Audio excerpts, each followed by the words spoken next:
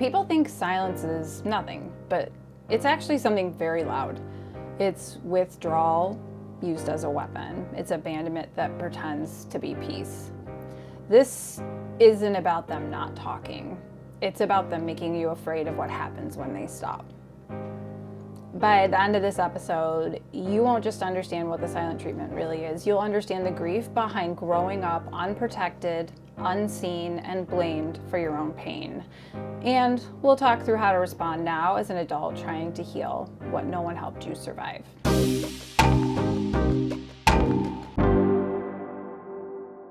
Hello, Truth Tellers. Welcome back to the ADHD Scapegoat podcast. I'm Angie. I'm Jeremy. Today we're talking about emotional abuse, neglect, no contact dynamics, and threats. We won't be reading anything graphic, but we will reference the harm behind the scenes. This conversation isn't suitable for kids or anyone expecting sugarcoating. As always, this is for awareness and support, not diagnosis. If you're in immediate danger, please seek help. So, what I always find confusing or concerning is how no contact gets misconstrued as the silent treatment from the abusers. Right. When you're really just trying to protect yourself from them causing more harm to you. So to the abuser, when they give you the silent treatment, they're doing it as a punishment. And when you go no contact, you're just trying to protect yourself. So they're projecting their abuse tactics onto you. Right. So like even, that's the mind-blowing part, is even when you're trying to heal,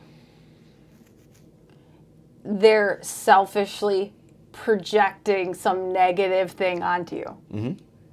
So even that is, you're wrong. Your healing is wrong. Well, if you heal, because it's then framed.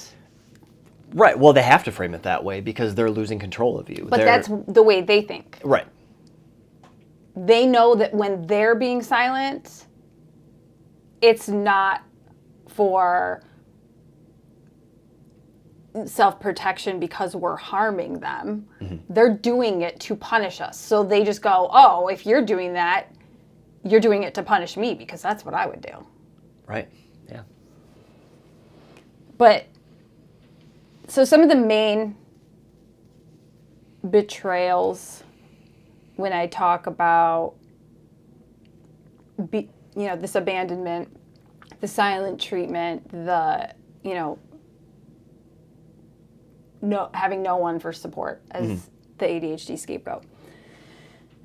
I'm going to go through some conversational points, basically where these things come up, where they open up your eyes if you're the ADHD scapegoat, if you're the scapegoat in your family, if you're in an abusive relationship. These things are going to highlight when you realize that they've abandoned you.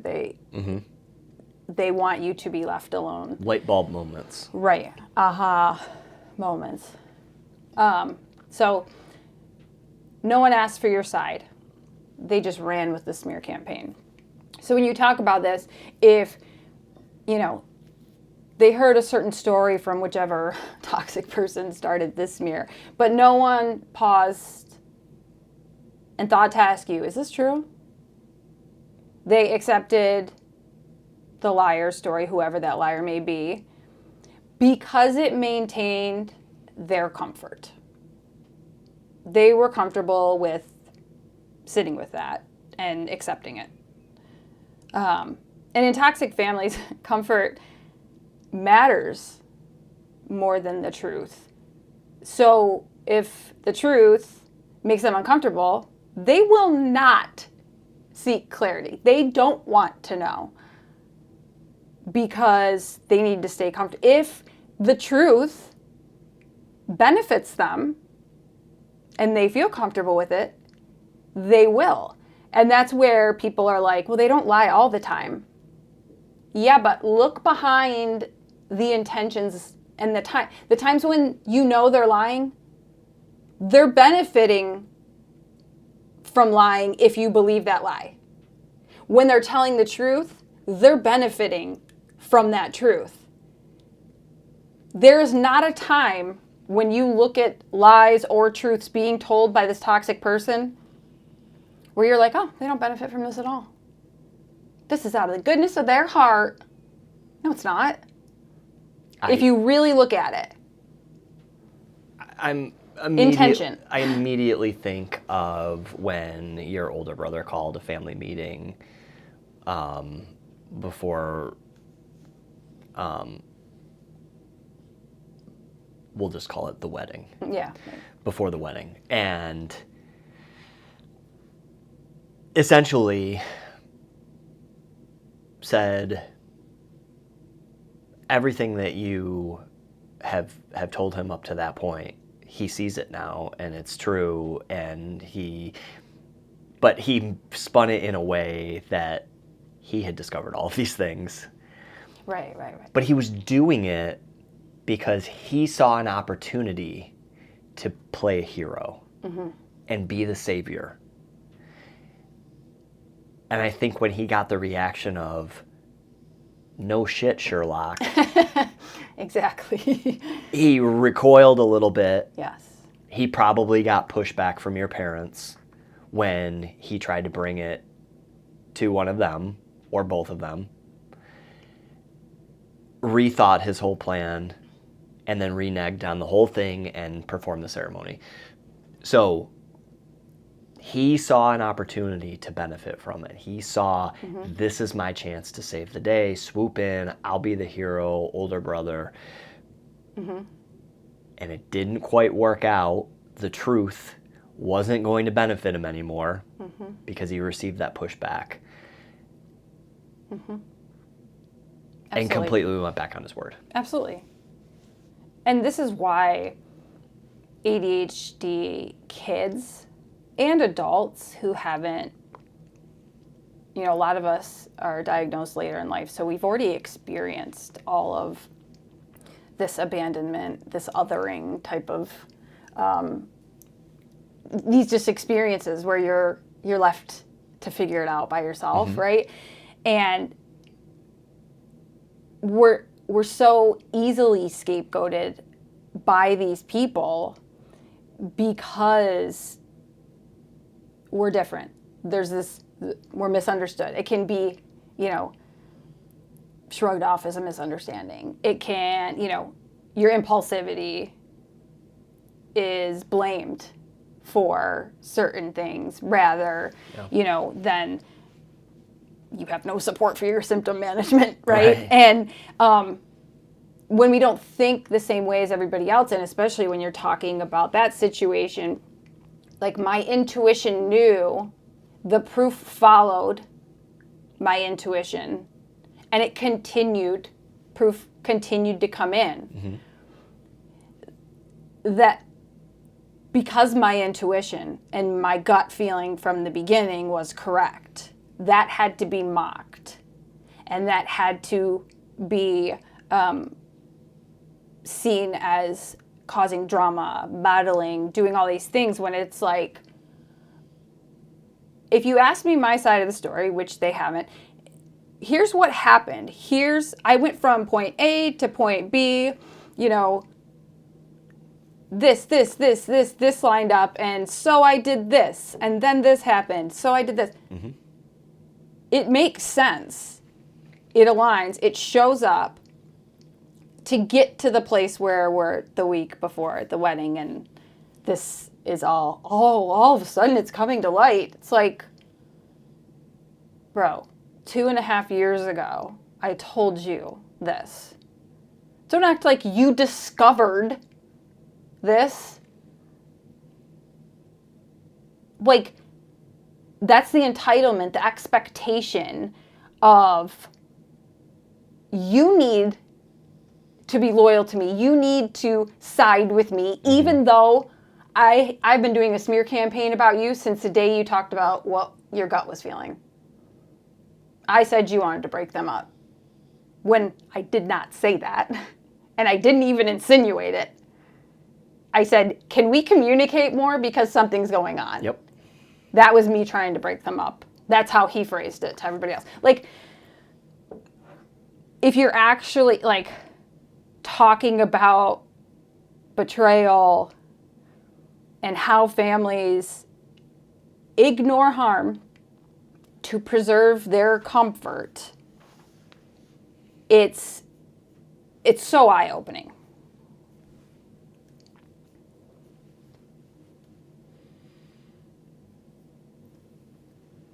Are you ready? Yeah. Well, I wasn't sure if you wanted to mention. No, that's why it's in. You're gonna have to edit that out, aren't you? So why do you think that no one paused to get your side, or what does that say about the system, and what does that do to a kid's sense of self when adults never verify the truth? I think what it says about the system is there's a fear that I'm right. That makes them uncomfortable. When they're uncomfortable, they don't seek the truth. When they don't want to hear the truth, they don't ask my side of the story because they'll get the truth, right? So once you look into the truth or you ask about the truth, at that point, when you have that information, you have to do something about it. Maybe you have to self-reflect and look at how you put her in harm's way, or how you didn't see it, or how, like, there's shame behind all of these toxic family systems because they refuse to work through their childhood crap, their issues. They just go along to get along, keep going, and never try to do better. So when you're a kid and you're like, what is going on? None of this makes sense, which I said so many times, which is why I was scapegoated and constantly told to shut up. Because I was like, explain it to me. Just explain it to me. ADHD brains, before we do something, a lot of times, because of our interest-based nervous system, we need to know why. It doesn't mean we're being defiant by asking, why do we have to do this? We want to understand so we can connect to it. Mm-hmm. If I know this is important to you, you want me to do this because this is important to you, it's a way to show up and, show someone you're proud of them or whatever, just explain that to me. Don't just say you have to go because I told you so. Or don't just say, stop complaining, we're going. Because then I'm like, well, I don't understand. And so they want you to stay in that confused space so you blindly follow their, what they say. So when you're not pausing and asking your child, okay, what do you have questions about? What don't you understand? Let's take some time to answer your questions. Here's why we're doing this. How do you feel about that? Then they just feel shut down. And when you're a child, you're naturally connected to your parents, and you want to believe them, and you want to believe that they're looking out for you. So the first thing all childhood trauma experts talk about is kids will blame themselves for anything that goes wrong. So when you're not pausing, you're not explaining, you're just yelling at him, I did something wrong. It's funny, I am reading Banana Ball, which is the story of the Savannah Bananas, right? And there's a great introduction, but the first chapter, the guy, I can't remember the author's name, but the guy who started Banana Ball, he is talking about his upbringing, and he would wait for his dad to get home from work every day. He would have his baseball cap on, he'd have his mitt ready, because that was his escape every single day. When he would see that doorknob turn, his dad would come through the door, he knew he and his dad were going to go have a catch, and that was going to be their time, and it would get him out. He lived with his dad because his parents were divorced. And when his dad sat him down and talked to him about the divorce, his reaction was, what did I do? I'll try harder. I'll be better, because I felt like I was the problem. I was always messing up. And I felt like if I could just be better, and he said, he was crying and saying, what can I do? I'll be better, I'll be better, I'll be better. He didn't understand in that moment. Right. He put it on himself. Always. Yeah. How can I help? And that's where, like, when you go back to, like, kids don't have malicious intent. They want to do good. They want you to be proud as their parent. And you don't want to burden them with that either. So there's a balance. Just have these conversations. Talk to them about it. And that's the whole thing is, like, when we talk about this scapegoating and this family trauma and, like, the fact that I'm no contact, with my parents and 2 of my siblings, it's like the idea that, like, I expect anyone else to show up perfectly or to, like, fix different things that they've done. No, those things are done.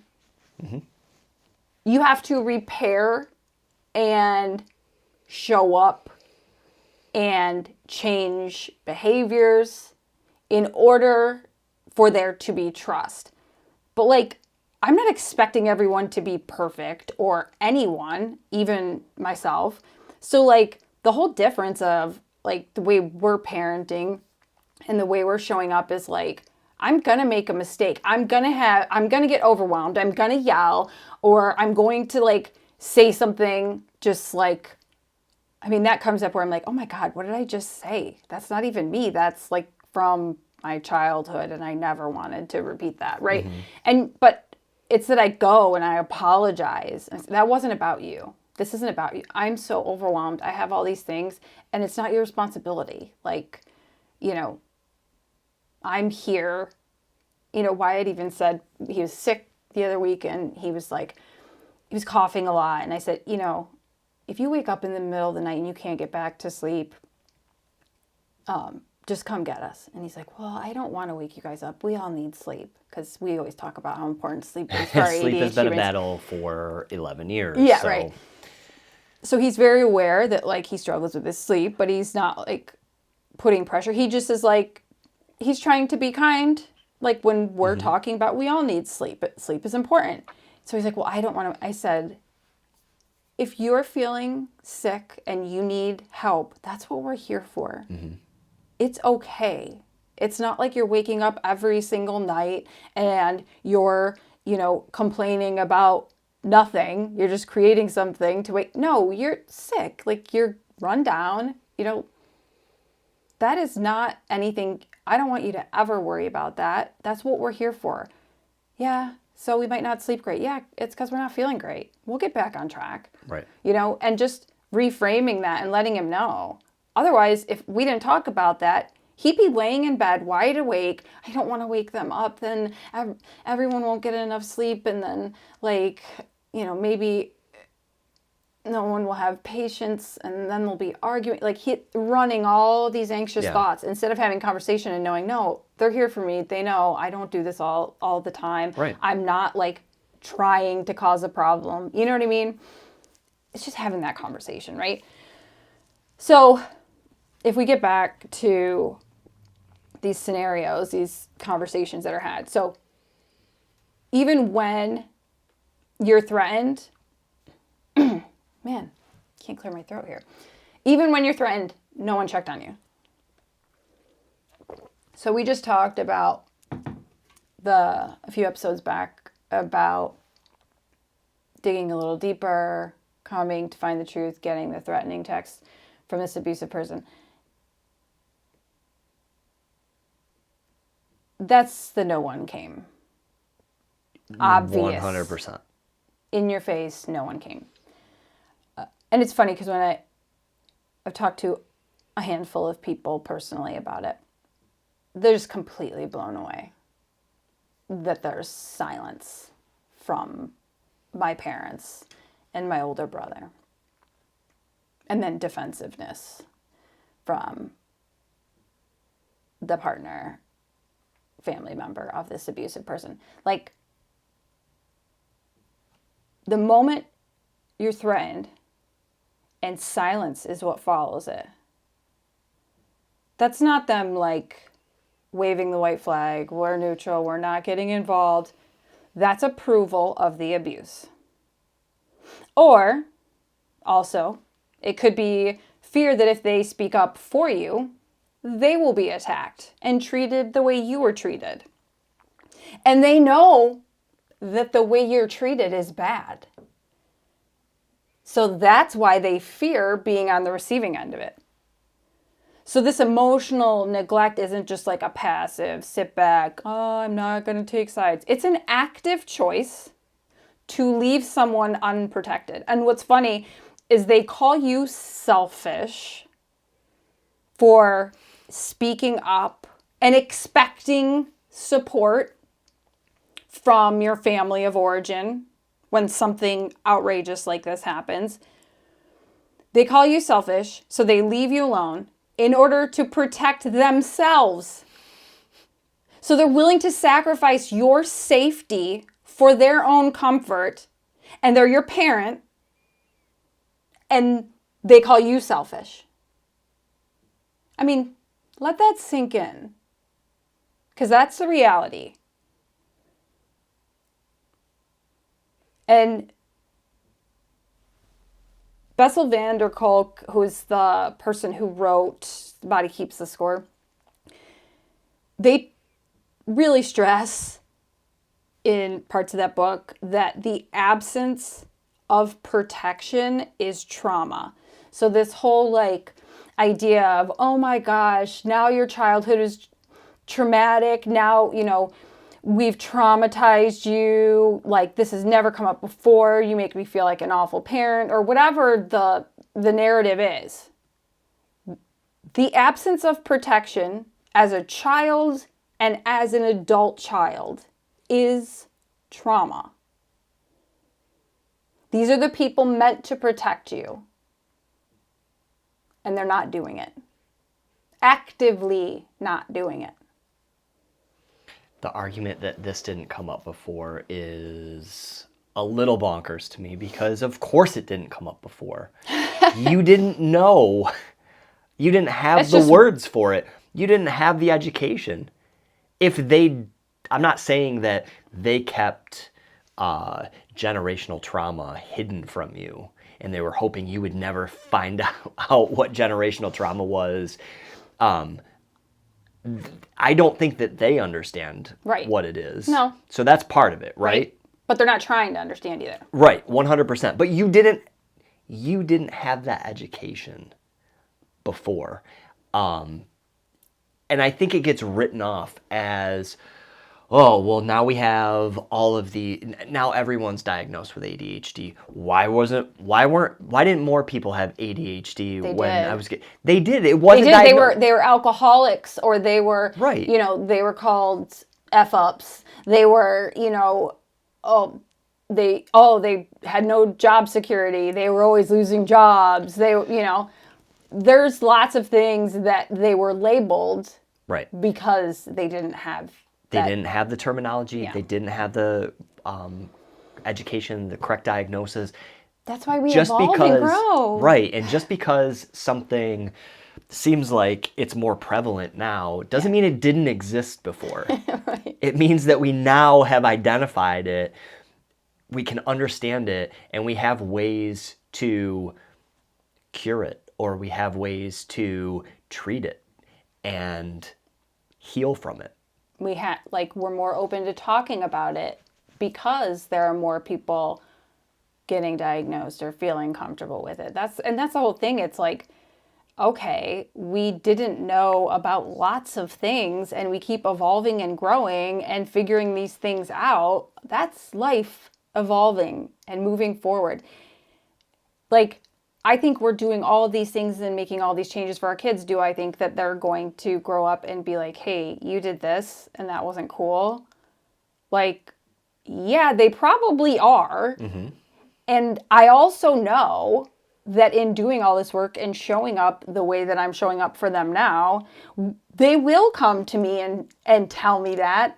And we will be able to have a conversation, and I will apologize and see it from their point of view and be supportive. Like, I cannot even fathom one of our boys not wanting to talk to me and me not doing anything about it. Like, I could not do that. Absolutely. I couldn't live without trying it, without exhausting every resource to try and repair that relationship if it got to that point for whatever reason, whatever. Let alone not seeking a single resource and just letting blaming them. That's the way it goes sometimes. But that's, in the case of like your mom, for example, that was her upbringing. Like this, she's repeating almost the exact same cycle with her kids that happened with her parents. Mm-hmm. And she's not doing anything to No. repair that or learn about it or understand it, really. It's just, well, sometimes that's just the way that it goes. Well, and even there's been instances where, my younger brother and my older sister have communicated. I'm not telling you what to do, but this is what needs to be done. Mm-hmm.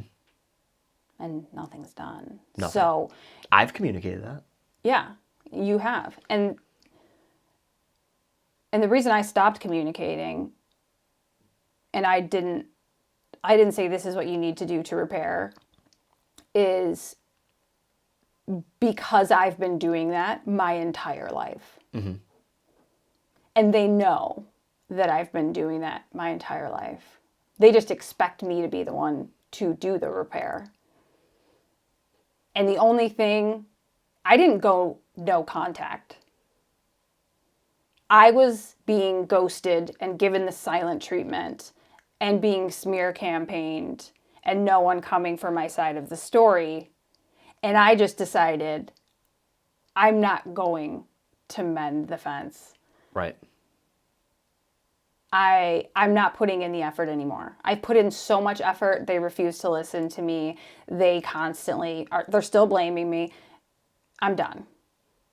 It's not even that it's not that they weren't agreeing with you or,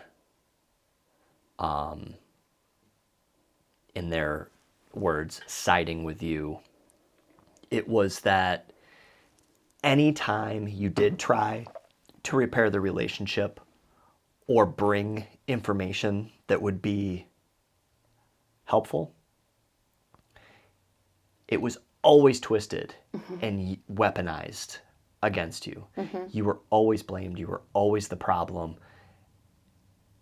And that, when the silence came after those text messages, that's where the light really went on for me. You've talked about it before. It's not that how did you say it last episode? They don't want to understand. It's not that they don't understand you. It's that they don't want to understand you. And because that would force them to look at the role that they've played. And they can't face that shame. And in my head is,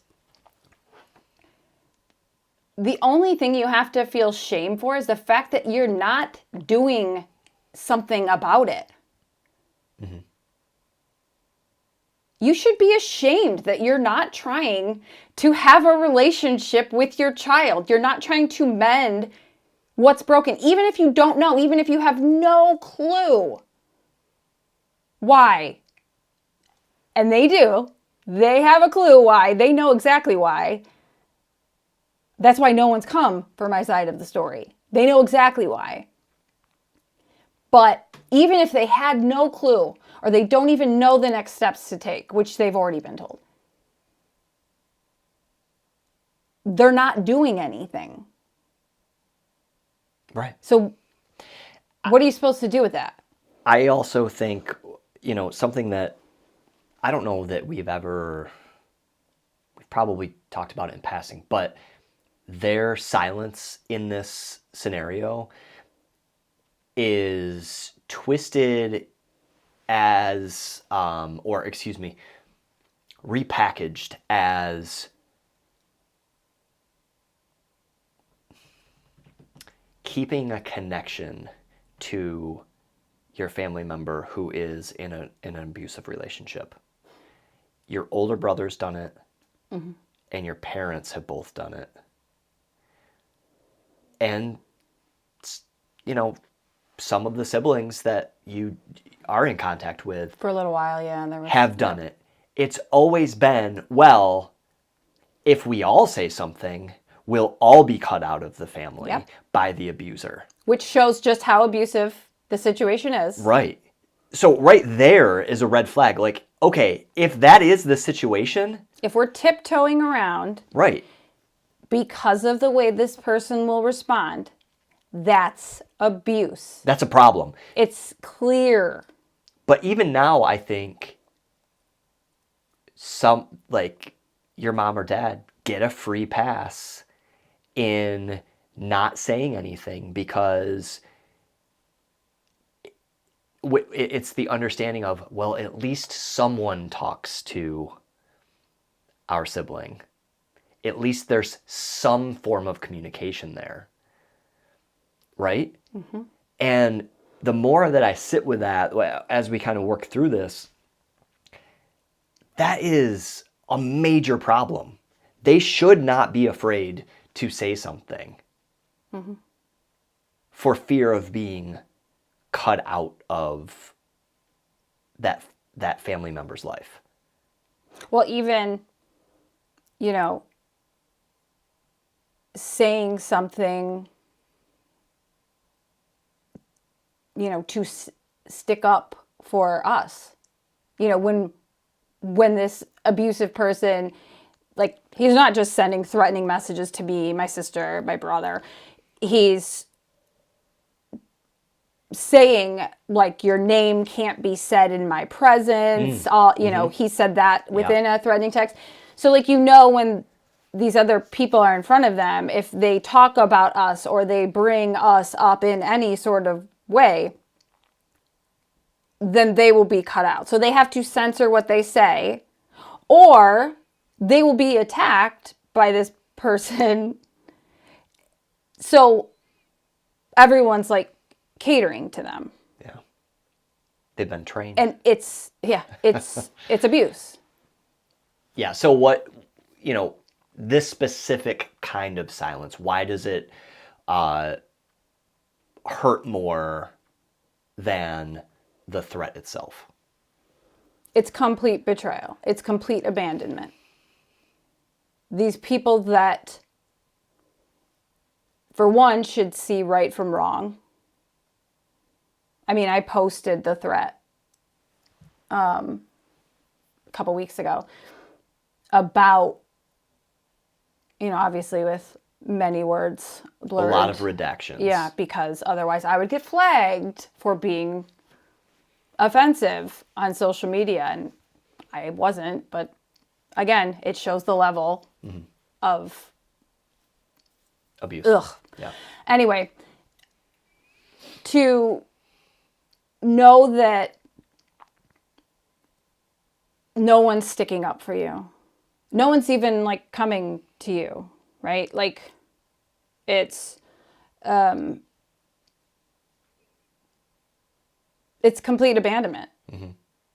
It's saying, I don't care that someone's threatening your life. I don't care that someone is encouraging you to kill yourself. Not even are you okay? Yeah. Like, it's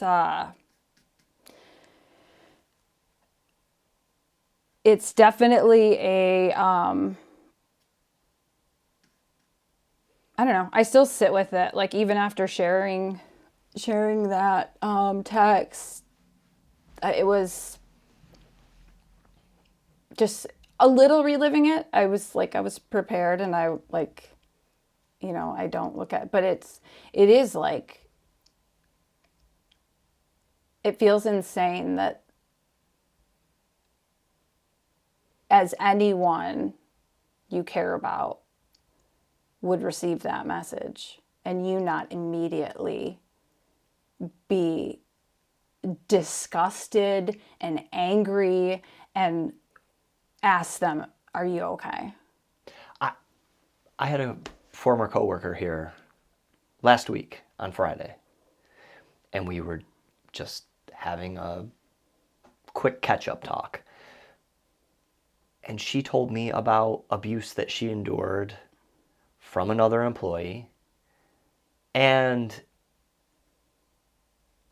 I immediately had that reaction. Mm-hmm. I don't know the scenario at all. I only know what was said in that scenario. And I immediately identified that it was wrong, that it was abusive, that it was out of place and inappropriate for any setting. Not how anyone should talk to anyone, another person. It was really more about one-on-one communication and what is appropriate to say to another person. Right. Regardless of how you're feeling. And regardless of what was said. I'm so sorry that you were treated like that.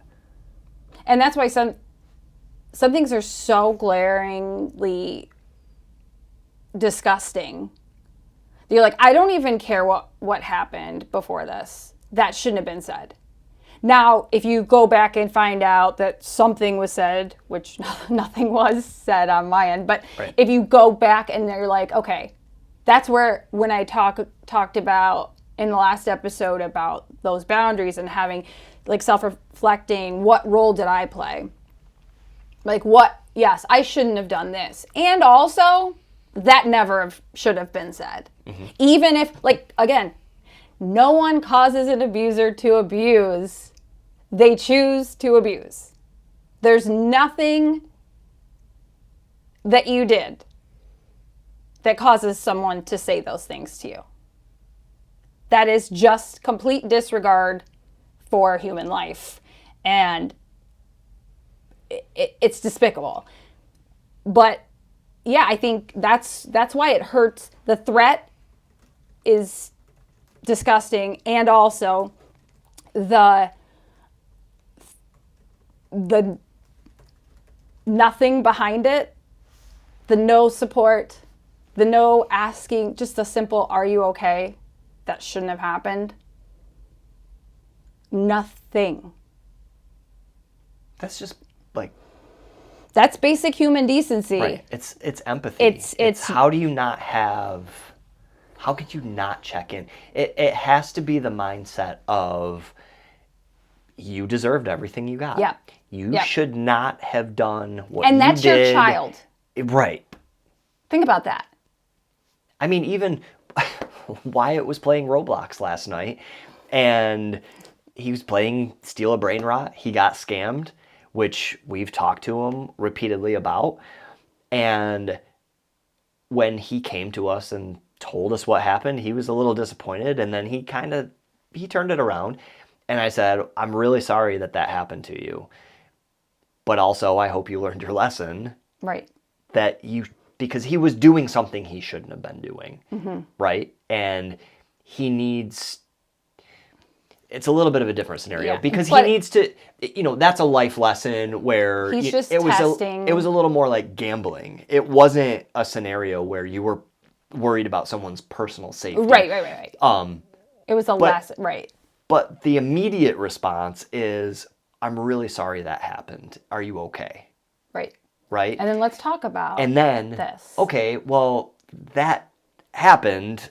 Do you think you should be doing that? Haven't we talked about this before? Right. How does it make you feel? You ask them about their feeling. Like, even if there is some wrongdoing on his part, we're at least talking about the feelings. We're offering some sort of condolence and, okay, I know that's tough.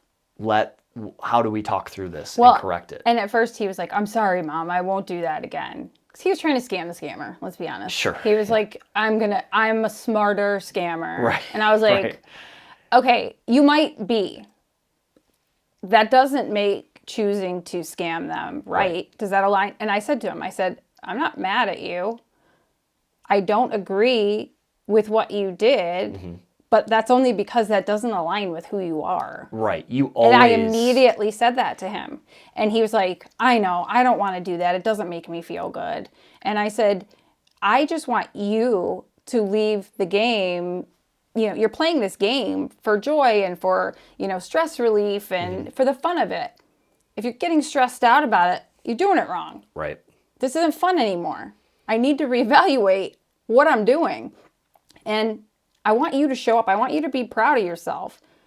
I don't want you to feel like you're sneaking around trying to scam this person and one-up them when that's not who you are.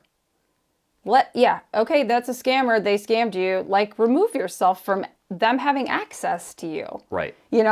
But yeah, those are growing things. Those are things where you need support from family members. And even as an adult, like, any one of you who out there who saw that message thread, it was the first message, then the next message 3 hours apart, then the next one the next morning, even more disgusting, and nothing.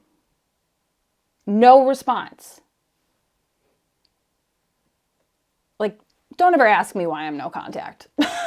Really. Right. Yeah. I have so many questions about that situation where, We'll never get that answer, probably. But right. So the next part is the grief of going no contact. But that comes from them punishing you into it. Like I said, many scapegoats don't choose to go no contact. Some do. They're just pushed into it through this ongoing mistreatment, punishment, silent treatment, stonewalling, smear campaigns, deflection when you do attempt to ask a question, the triangulation between siblings. Like, you can't repair with people who refuse contact with you. That's the whole idea of, like, if you would have shown up, and listened to, how she was feeling or her feelings about it. It's like, how could I have shown up? Like, she ghosted me. She won't answer my calls. How am I supposed to hear that? She never told me. And the times that she did respond to me, no, it's not your fault. I was just running late, or like, she made excuses and didn't actually tell me what was going on. This all happened behind my back. So the grief wasn't just about, like, losing my family when I finally said, I'm done. It was in the healing and looking back on things, realizing that I was never safe with them to begin with. I just, that I was born into this family and I had to survive it. Right. But all of my over-explaining, trying again, trying harder to be better, trying to fit whatever, new goal they set that I never was allowed to reach, was for nothing, because they never were safe to be with. And that's where, when you think about, as an ADHD kid, internalizing everything and trying harder, it's like you constantly want to fit in. You want to have a connection because you're already different. So you already are othered, right? But the grief that you're carrying with this, still zero attempt, years later, zero attempt to repair, is why wasn't I worth even the bare minimum of, are you okay?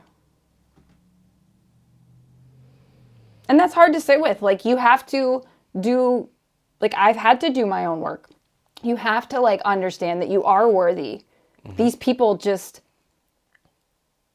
you know, aren't willing or able to show up for you.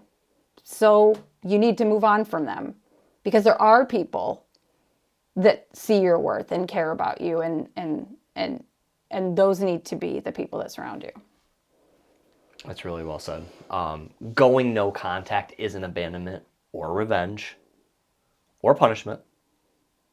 It's you choosing survival over abuse. Right. And so I want to give some strategies to kind of, respond. It's kind of like my ADHD friendly way to have some resilience. And I don't really love the word resilient, because I think it's used a lot of times in a way to, like, show strength by putting up with crap. Sure. And I think it's more about, like, to me, when I say resilience, it's more about like being able to face the hard stuff and, still coming at, like, you're stronger because you're growing and you're learning and you're making the changes that are uncomfortable but necessary, right? Having some grit. Right. But not grit in a self-sacrificing, Right. You're not you're not punishing yourself. You're not Right. purposefully doing things that are harming you just so you can get through something Right. that or come out on the other side. Like, resilience is choosing the right kind of hard. Mm-hmm.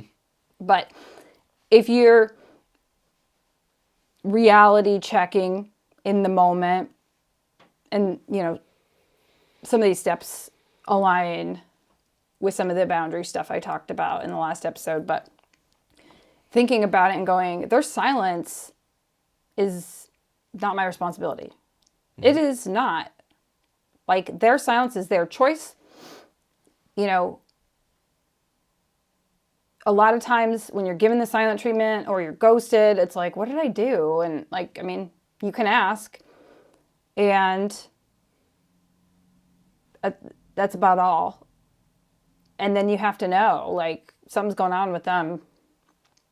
And if there's something going on with me, they need to tell me so I can do something about it. Mm-hmm. And naming the tactic. Okay, this is the silent treatment. Oh, I see the triangulation. They're throwing in someone else to make me be mad at that person, or, to take the heat off of them.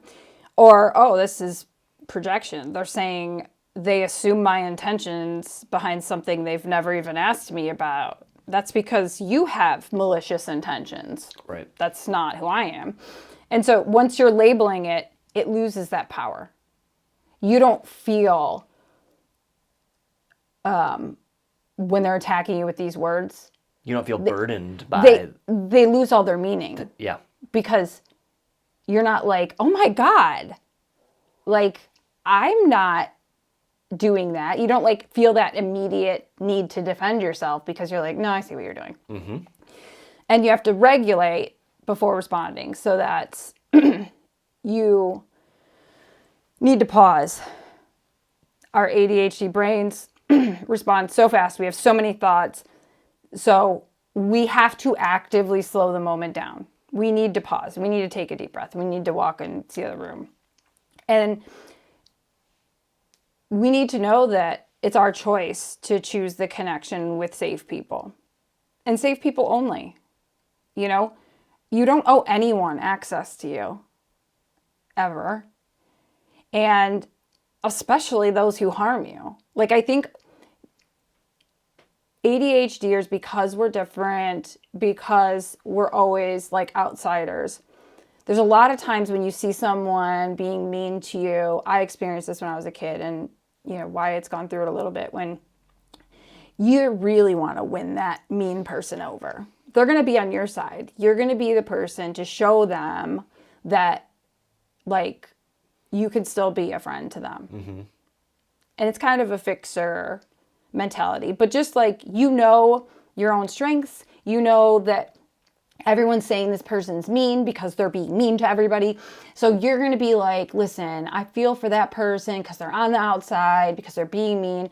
I'm going to get them to be my friends so they don't feel like they're the mean person, right? And you have to like step back and go, no. Use Brene Brown's marble jar scenario where you're like, how many marbles is this person putting in and how many marbles are out of their jar?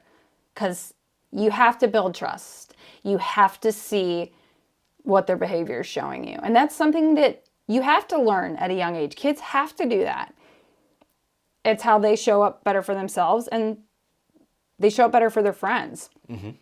And then their friends see them doing these things, and their friends start doing them. Yeah. And you're building up these positive behaviors in your kid and their friends because you're modeling it for them. Right. And rebuilding that inner protector is another strategy. Just like, because no one came, you have to come for you. Yeah. You have to show up for the parent that you needed. And no, it's not the same. And no, it's not, like, you're still going to feel grief. There's still going to be, times where you're really sad and I didn't deserve this, right?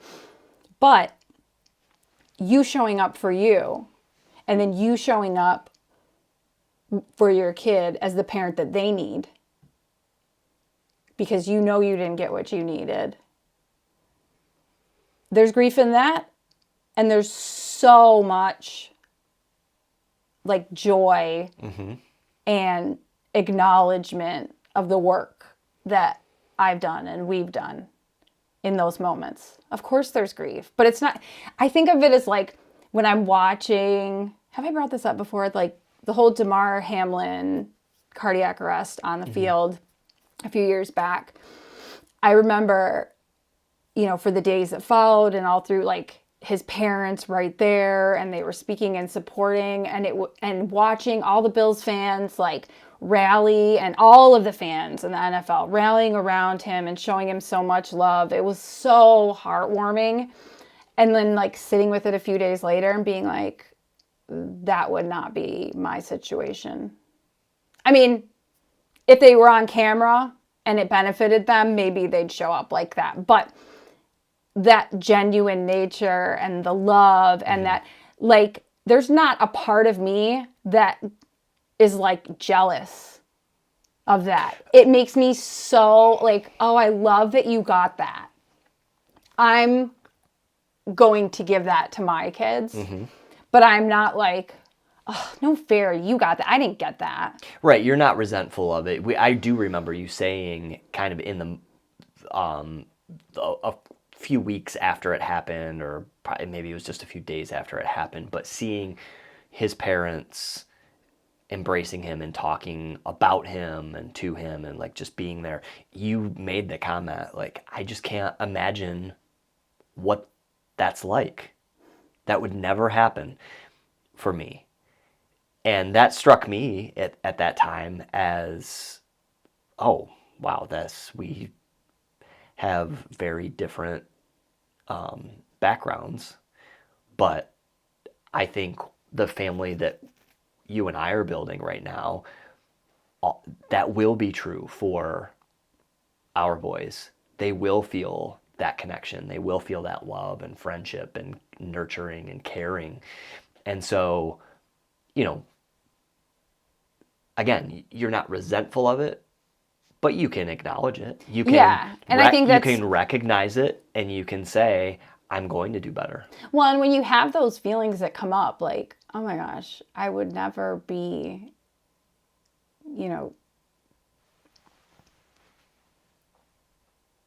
like spoken about in those ways and lifted up. And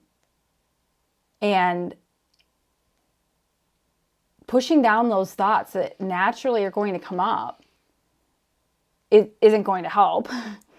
They're going to come.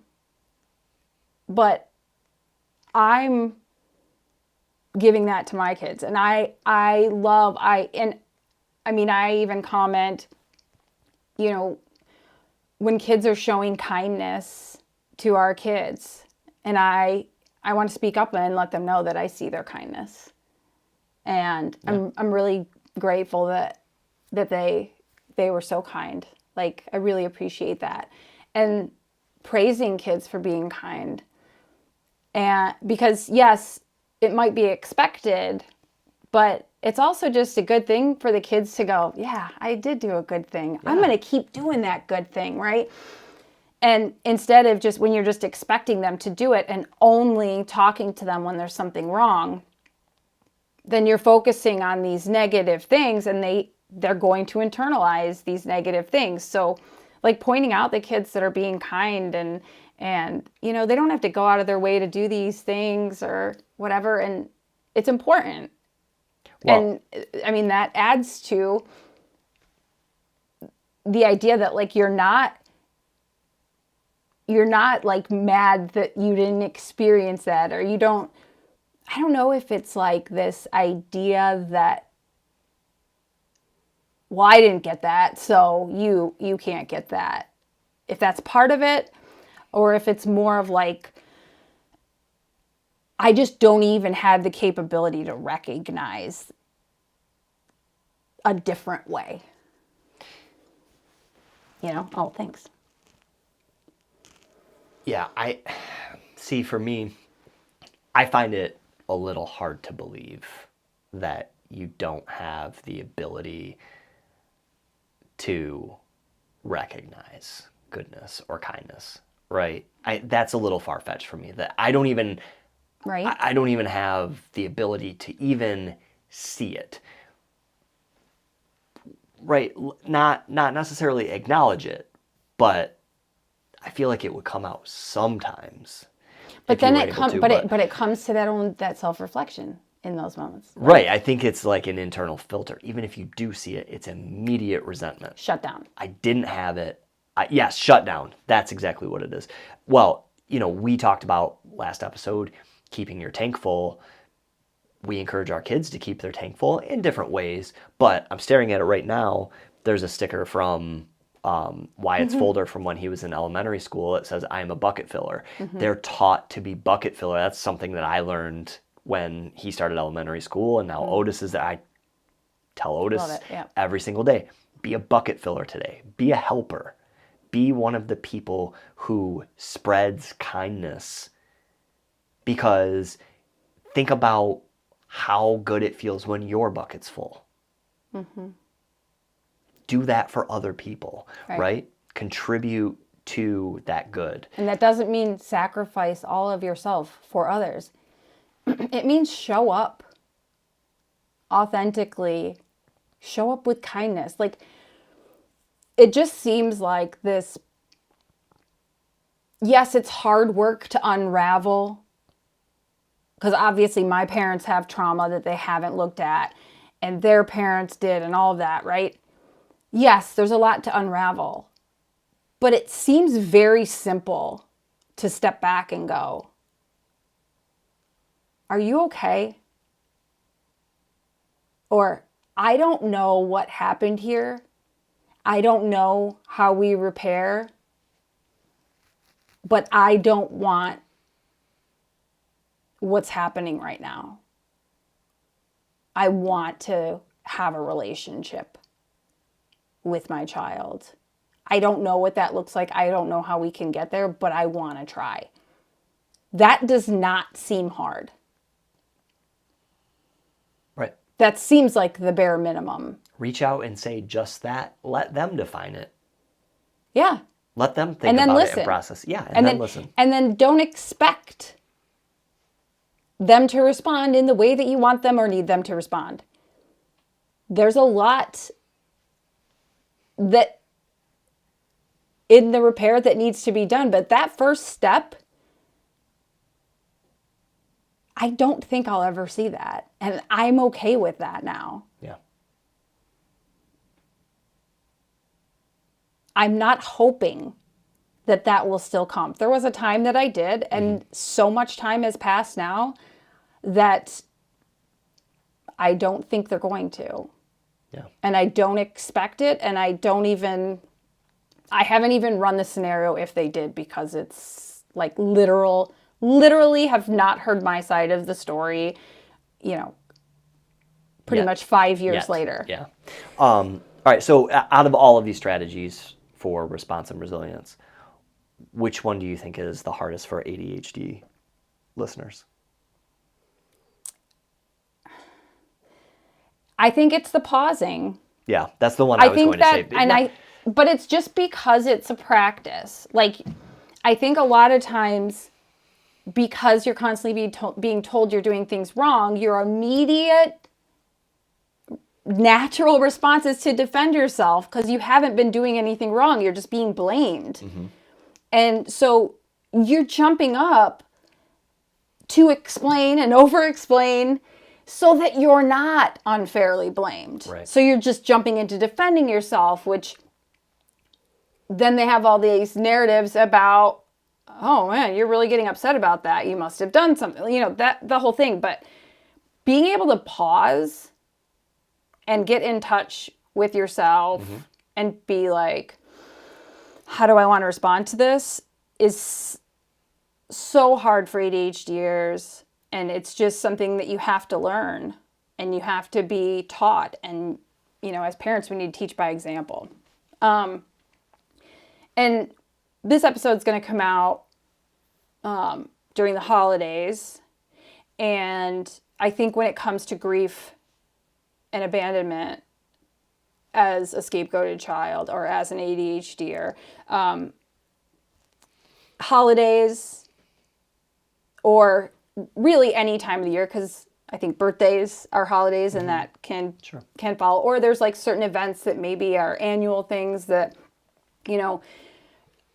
show up that show you that you're alone or that you're separated. And so it's like this brutal contrast between what family, should be in your mind, or if in your perfect vision of what you would have wanted versus what it like really is. And a lot of times these, whether it's special events or these holidays, just become this mirror. Like, you see maybe lots of love, or, you're separated from your family, but you're with your spouse's family that shows a lot of love and celebration and happiness. And maybe they can't understand why you're a little down or you're a little quiet or whatever. And it's like, because you're seeing all this and you're not resentful and you love it and you're so grateful that is at least there, right? And, sometimes it's not. But here's also what I didn't get, or what I'm still not getting from my own family, right? And like, you can watch, interactions that might strike a chord. You might hear a song that brings up something. And this is any time of the year. That's why healing is, it's not linear. But you hear someone talking in like a fake nice tone and you're like, oh, like that will throw you off, right? But these old wounds will flare up at different times, and that's like that child part of you still, hoping that someone cares or hoping someone will show up. Like, what's the thing that's going to make them wake up and decide, like, I can't continue to do this, right? And then you sit back and the adult part of you is realizing no one came then. They're not coming now. Like, I need to show up for me, and I need to protect myself. And I'm not alone. I always have myself, and I have these connections, my own family and my own friendships that I put my energy into now. And that, yes, the grief might be louder during a family season, whether it's a holiday or a time of year. And that is painful. But grief is just like any other, feeling that you go through. You're not going to be completely consumed all of the time, every day with grief. It comes and it goes. Yeah. Just like anger comes and goes. And I think that's part of this shame with these emotionally immature people is they think if that shame comes up or they talk about the shame or they admit something they did wrong and they hold themselves accountable, that pain will never end. Mm-hmm. Or if they reveal something that happened in their childhood, that grief will never go away, will eat them alive. But that's not how it works. Just like relational communication, it needs reciprocal effort. It doesn't work for everyone to fix these things for you. It doesn't work for you to blame everyone for these things. You know what? Ironically, it never will go away if you don't talk about it. Right. It will be with you forever. It's going to keep showing up. It's going to keep saying, oh, I'm here to teach you this thing. Oh, you didn't learn that time? Okay, here I am. I'm going to show you again. Yeah. How about this time? Will you know this time? Oh, here's another threat. Is that your, okay, enough is enough? Nope, still not there. Okay, what's it going to be? You took those vitamins. You're getting a little spicy now. Am I? It doesn't take much to get me spicy. Yeah, I hope listeners hear this episode, even if it's not around the holidays. Right, anytime. I think anytime you're feeling lonely. Yeah, but hopefully they hear it and they understand that they're not broken for feeling this way. It's just the impact of emotional abuse. Yeah. And I think pausing and going, no one came for me then, and going, but I'm here for me now. I'm going to show up for me. Like, you're the one protecting yourself. And name that too. It deserves to be named. Okay? So if this episode helped you see your childhood more clearly or helped you understand why this silence hurt more than the shouting ever did, share it with someone who's starting to face those same truths. Like, subscribe, leave a review, and come back next week. Until then, stay curious, stay clear, and keep telling your truth.